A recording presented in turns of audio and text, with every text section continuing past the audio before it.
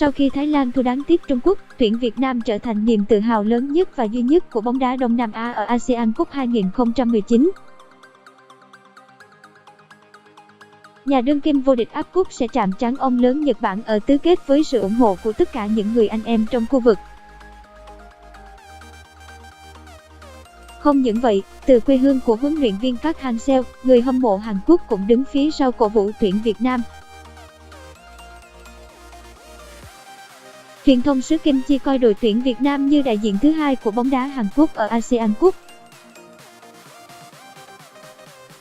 Tờ Nhông, viết, Việt Nam có phải đội tuyển Hàn Quốc thứ hai không? Trận đấu giữa Việt Nam và Nhật Bản thu hút sự chú ý không khác gì một trận đấu Hàn Quốc-Nhật Bản. Tờ báo này còn dẫn lời một cổ động viên rằng, khi tôi nhìn vào bộ trang phục màu đỏ của đội tuyển Việt Nam, tôi cảm thấy như đang mặc chiếc áo đỏ của đội nhà hồi World Cup 2002 vậy.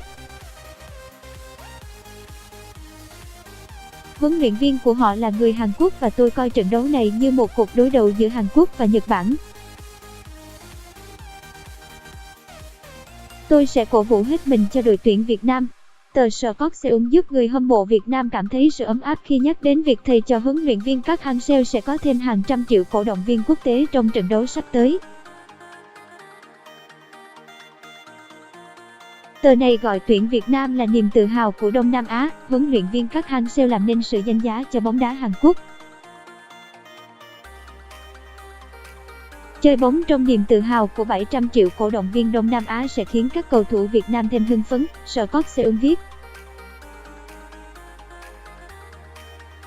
Bất kể thắng hay thua, đội bóng được dẫn dắt bởi huấn luyện viên Park Hang-seo sẽ nhận được sự cổ vũ của ít nhất 100 triệu người Việt Nam và 50 triệu người Hàn Quốc.